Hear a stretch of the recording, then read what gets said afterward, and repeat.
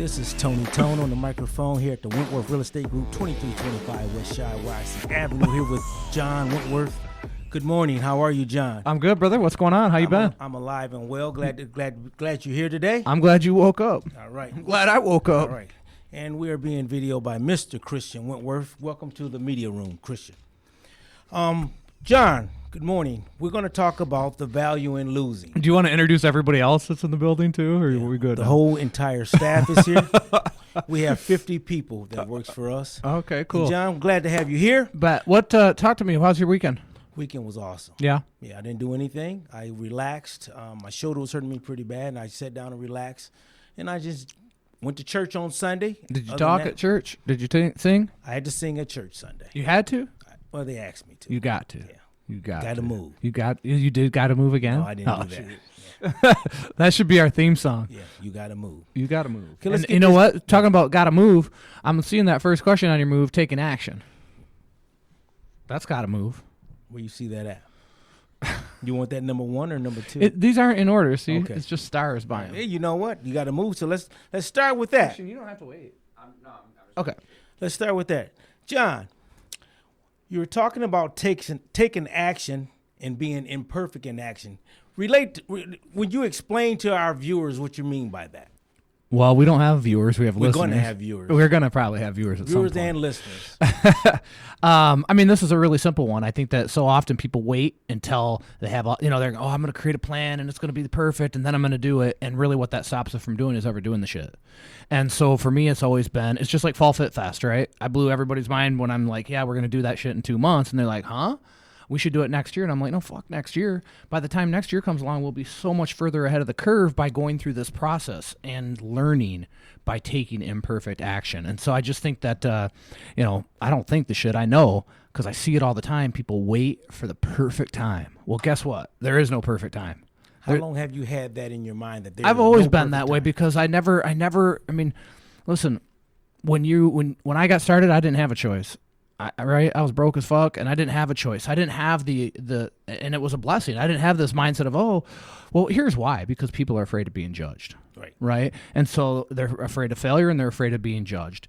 But for me, I never thought about that shit. I just knew that I had to do whatever it took to eat. And because of that, I didn't care about failing along the way. I didn't care about whether what I was doing was perfect. And I actually think like being a goalie in hockey served me well in that, because it's like if you're a goalie, no matter how great you are, you're going to get scored on. And you got to be able to fucking flip the puck out of the net and move on. And so you almost embrace that. And I think that's one of those things, like so many people are caught up, they're hung up, and they're not doing anything because they're waiting to do something perfect. It's like doing video, right? Like we're all the time with the agents, video. And truth is, some of them are scared to do it. Now, I'd love to be nice and, I understand. Fuck that. I mean, you want to do something great, do something not everybody else is willing to do. Get out of your comfort zone a little bit, and I'll see them. They'll record a video, delete it, record a video, delete it, record a video. By that time, I've already went live and did the shit. Right. And I love going live because there is no deleting and redoing and deleting and redoing.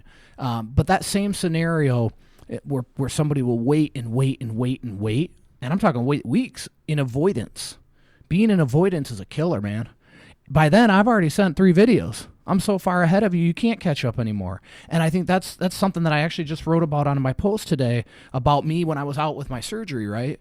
Like, I was out for 1 week from the gym. I've been out of the gym before for a week. It was usually I was on vacation or something, right? But on vacation, I'm walking, I'm fucking doing shit. After surgery, I'm laying in bed. Right. Obviously, I completed my 75 hard shit. I got up early day of surgery, did my shit, went and got surgery, and then that night walked at 9:30 at night, which was freaking difficult, right? But I did it. And so each day I still did my shit for 75 hard, but after that I went right back to bed. You know what I mean? Because I was done. I was gassed. Right. And so coming back to the gym now and getting back to doing CrossFit, I'm tired. I'm behind. It's not because I took a week off. It's because I took a week off and didn't do anything. Right? And by laying around is what I'm saying, in between the workouts. And so now I'm so much further behind. I got to do 3x the work to get back to where I was. And it's the same thing with the scenarios and work or whatever people are trying to do in life. If you're waiting to do shit, it's so much harder to get caught up. So you have to just take the action. My imperfect video is kicking the ass of the video of yours that you never did. And there's a lesson in that as well. Like, it's okay to do something and fail. And that's the other thing people are afraid of doing. And again, that goes back to judgment. Right. I like what you just said. Sometimes you have to fail. It's an old saying, you got to crawl before you walk. Mm-hmm. If you don't fail, you got to be able to fix stuff. And the only way you be able to fix it, you have to fail. Listen, it's like, if I'm going to do something and it requires 1, 2, 3, 4, 5, 6, 7, 8, 9, 10 to complete it. If I get to 3 and I fuck it up, well, now I learned from 3, and now I can do 3 correctly, and then I can get back to 4, 5, 6. If I never even get to 3, and I wait to get to 3, and then I fuck 3 up, again, how much further am I behind now? Because I got to go back to 1, 2, and then now I've fixed 3. And so you've got to be willing to fail. It's like, once you learn what isn't going to work, you don't have to do it anymore. And so you're so much further ahead. Again, I always go back to Fall Fit Fest, right? Like, because we could have actually, we lost $50,000 on this thing, right? Lost 50. Oh yeah, it cost us. Now, most people would say they lost 50. What I see is that we invested 50. Okay, I like that. Right? So what do I mean by that? Well, everything that we did and put on, had we planned longer, could we have done a better job? Maybe. Maybe we would have lost more. But behind that, you took action. Behind that, we took action, and we got it done, and we learned from it. And now when we head into 23, I mean, it's freaking, what month are we in? This is February. Yeah, thank you so much. So, this shit don't even matter to me. Right. So here it is, February, and we're already got a date picked now for Fall Fit Fest in 2023, where last year we picked the shit 40 days out. You're right. So all of the things that we learned, we never could have learned those things unless we did them. Now we're way ahead of the game.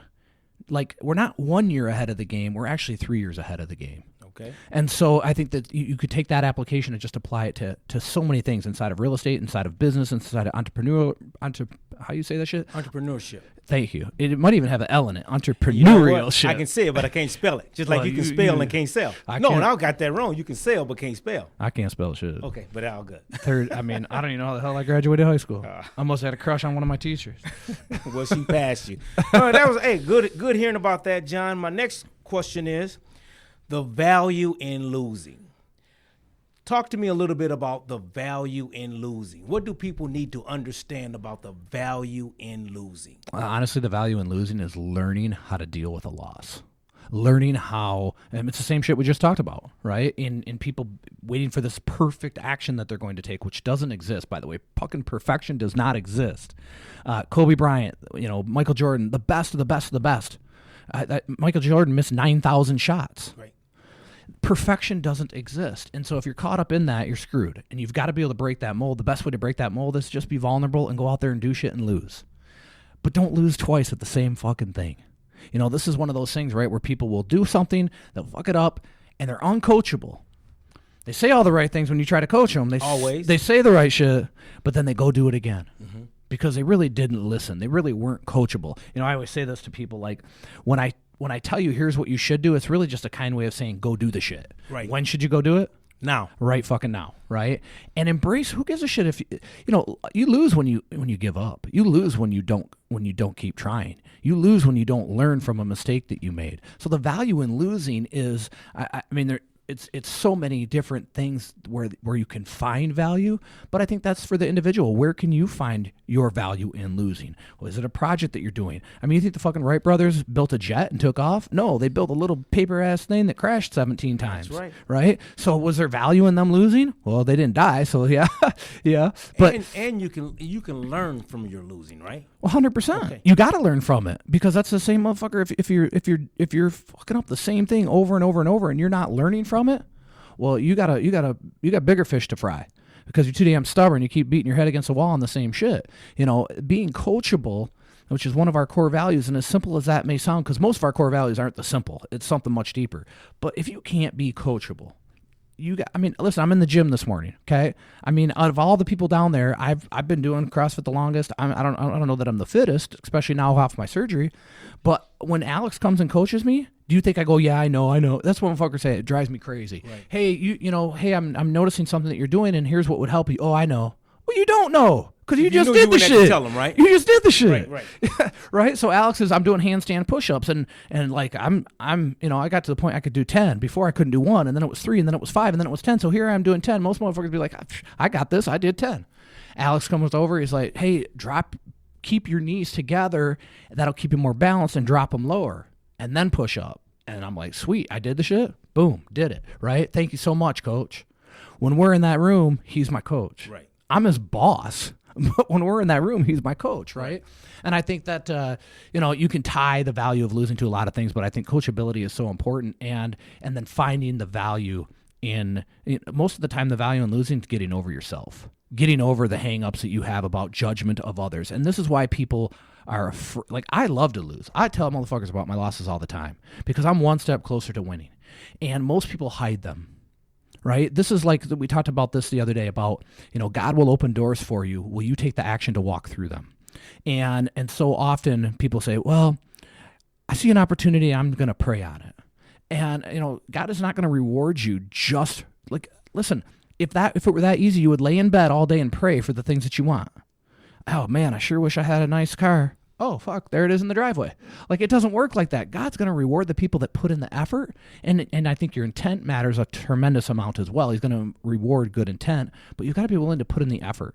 And so when I think about losing, it just goes back to the fact of every time I lose, I'm closer to winning.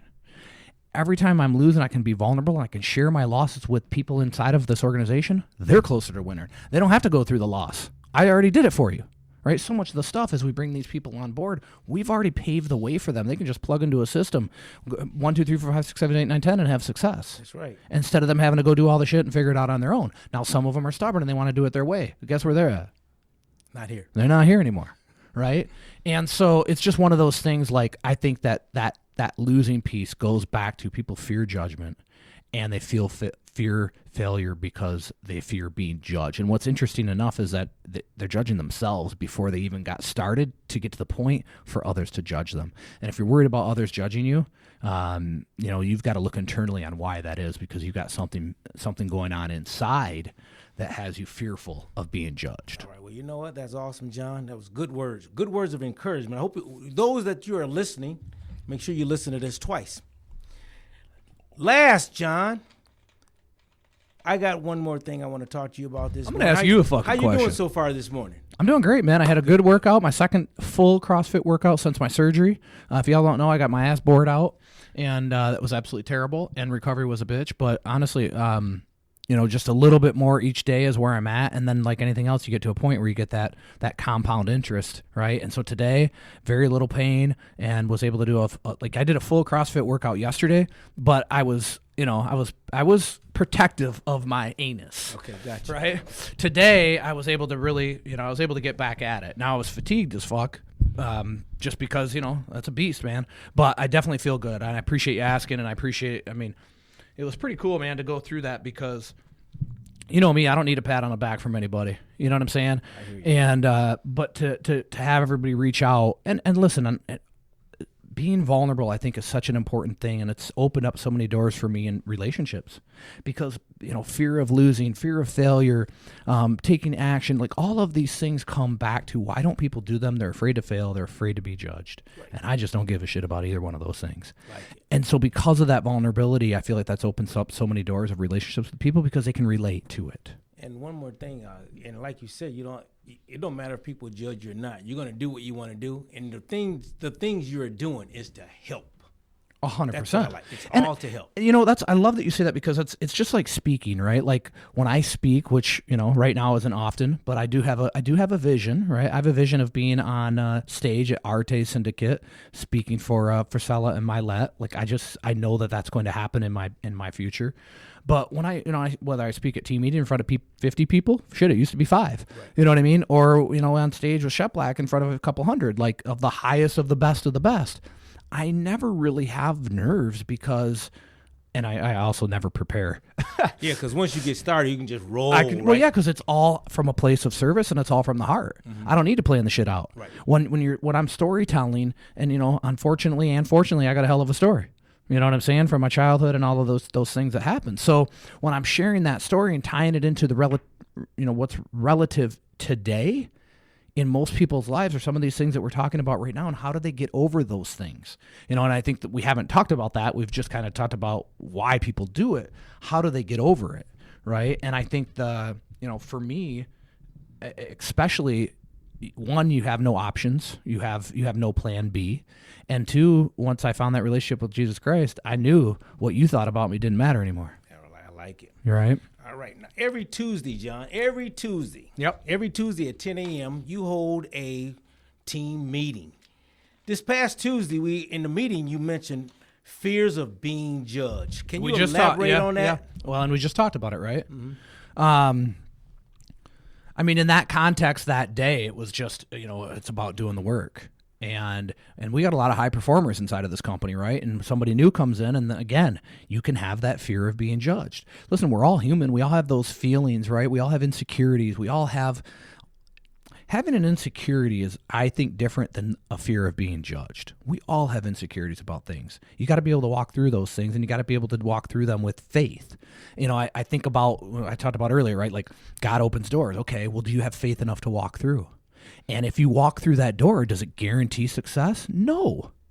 And that's what's so important, right? Is like, because again, I get annoyed when I hear people say all the time, I prayed on it, I prayed on it, I prayed on it. Awesome. Then what did you do? Did you take action? They probably prayed again. Well, yeah, they went home they didn't do shit during the day, and they went home the next night and prayed and said, well, gee, God, nothing happened. And God's like, yeah, knucklehead, because you didn't do anything. Right. And so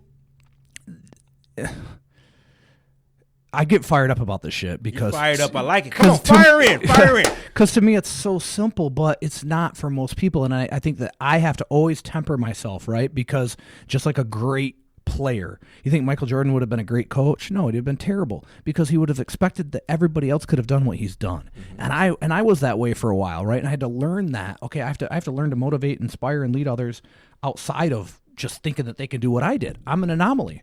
Most entrepreneurs, well, the successful entrepreneurs are, but most people want to be an entrepreneur because it's a cool word right now. Well, 8% of the motherfuckers that do it actually make it, and about 3% of them make money. Right. So, I mean, it is a very small window.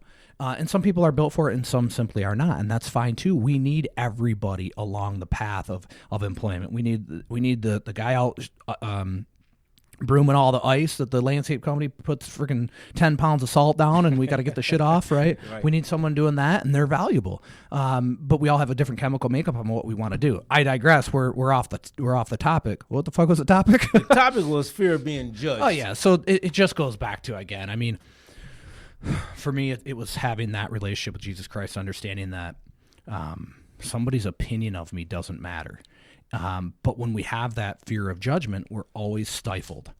And it stops us. I mean, all these things kind of go together. It stops us from taking action. It stops us from losing, because if we lose, we get judged. And here's the other thing. A lot of people, though, they play in the safe zone, right? They use prayer as their safe zone. And I think that's why it annoys me, because I'm going to pray on it. Prayer without action, I mean, first of all, I think people pray on the wrong stuff anyway, because you shouldn't be asking for things. You should be giving things up, right? Like, my prayer is very simple. I do Our Father who art in heaven, and then I thank God for waking me. I thank God for carrying me home at night. I thank God for forgiving me of my sins. I thank God to wake me up the next day and give me another chance to do better. It's not about, hey, I want to get this job. That's up to me, and I always say this, like, buyers, right? The home's listed for $500,000. They write an offer for $400,000. It's been on the market 20 seconds. And they're like, well, that's just what we're going to do. We're going to write that offer and we're going to pray on it. And if it's meant to be, it's meant to be. I said, well, this shit ain't meant to be. I can tell you right now. Not 24 seconds in. Yeah, $100,000 light and 24 seconds in. That shit ain't meant to be. But that's what they say. And then you know what? They don't get that house, and they go do that again. They go do that again. They go do that again, and you got to shake them a little bit. Mm-hmm. And you got to tell them God doesn't care where you live.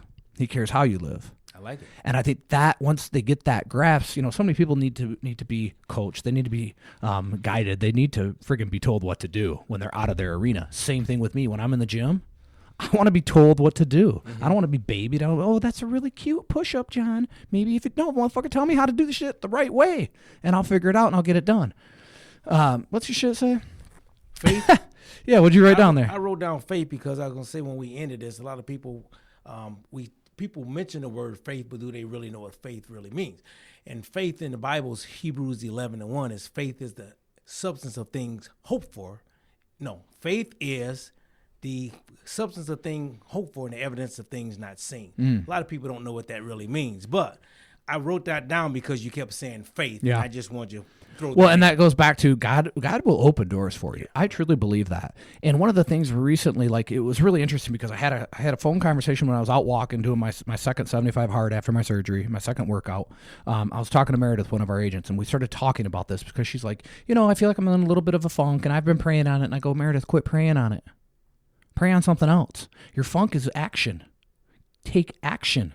Start taking action all the time. You'll get out of your funk, and I think that's the thing, so now I had that conversation with her, and the very next day we had this, our eco meeting, which is a church group. We get together once a month, blah, blah, blah, blah, and it was here at our building, so it was my turn to lead. Well, again, I don't know what I'm going to talk about. I just listened to the room and then let God kind of figure it out for me. And everybody kind of started talking about the same theme, and then there was excuses about why they didn't get something they wanted, and then they prayed on it, and I'm like, okay, so I just went right to the front of the room right then and just started going, and it was like, God will open doors for you. It's up to you to walk through them in faith.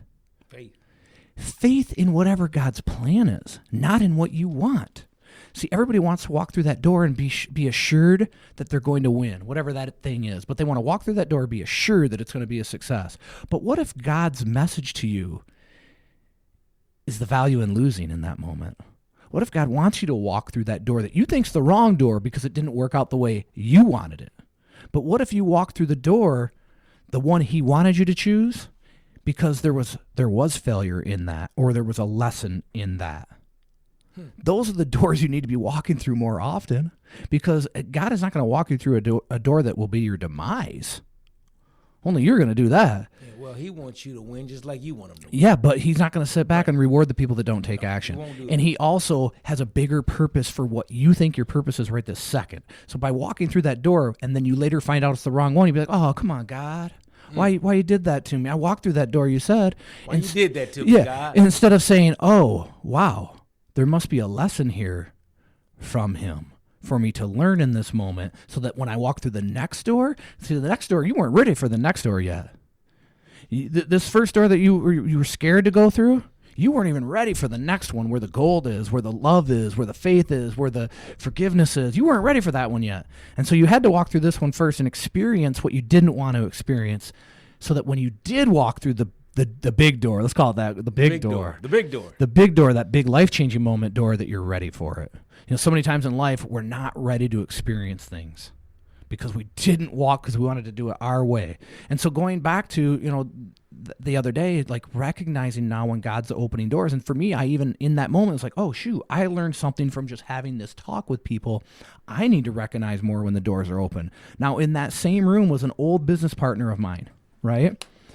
And that partnership was dissolved. This is the eco meeting. Yeah, Okay. and he's now back in that eco meeting. And prior to that, this business relationship was dissolved for probably a year and a half. He came in presenting something else to me for us to be in business. Now, there were no hard feelings. It wasn't anything like that. Nobody did anything wrong. It was all good. It was just going in separate directions. And he presented something to me. And at first, I was kind of like, okay, that's cool. And as I had this talk, I'm like, did I ignore a door that God was trying to open for me? And here's the thing that I need to get through to people here is that door that's being opened may not just be for you. Mm-hmm. It may be for the benefit of others. Mm-hmm. And so this particular situation, when I looked at that, I thought, when we were in this business relationship before, one of the things that made me most proud of it is how it positively impacted that person. I didn't need it. Sure, it was nice, but I didn't need it. And now I'm like, okay, well, that door's opened again. And at first I was kind of on the defensive, right? Then I looked at it like, wait a minute, is God opening that door for me or him or us? And in that moment, I recognized it's an us. So I went from not really engaging on that to having him in for a second interview, essentially, then having another one of the partners in for another interview, and now we're in business together. Oh, that's awesome. That's awesome. So, well, we went over 3 things. Yep. What you got? You wrote some more shit down in the back. Yeah, What you but write? we worried about taking action. We talked about the value in losing, and we talked about the fear of being judged. I wrote down something else because you keep saying. Hey, do you want to go to the? I know you got the awards Friday. You want to go to the auction with us Saturday night? You and Trina? I have to ask. Okay, ask her. What auction are you talking about? St. John's. Oh yeah, we went to that. Yeah, I had to find. Yeah. Yeah, what time? I don't know. Nighttime. I'll find out. I wrote down easy. A lot of people think things are easy. We're supposed to be giving these people 3 Q&As, and we're giving them 10. I want you to think about this for next time. Okay, what you got? I want to talk about easy, and I want to talk about what's in the future for you. What's easy? No shit's easy. I know it, but people think everything's easy. They look at you and say, he's got easy. Those people. No, nothing's easy. Yeah, they don't remember when I was eating fucking peanut butter and jellies and feeding the crust to the dog. That's my point. Ain't nothing easy. And so does you gotta work hard. And so does Christian know the story, and that's why he works his ass off, because he watched us go through that struggle. What was that? 15 years ago, I was eating fucking peanut butter and jelly and feeding the crust to the dog. And I probably shouldn't have had a dog. And then I wrote the future because you're a visionary. You always got a vision. So there's always something in the future. Well, a part of that is just, if you're not growing, you're dying. Okay. What's the next thing? What's the next thing? What's the next thing? I love it. We'll talk about that shit. Guys, thanks for tuning in. Please share the show. Love you. Peace and hair grease. Tony Tone. Hey, Tony Tone on the microphone. That name was given to me by this man, Mr. John Edward. Tony Wentworth. Tone on the microphone. Love you, man. I love you. Awesome, man. Can't wait till next time we do this. Peace. Peace. Peace.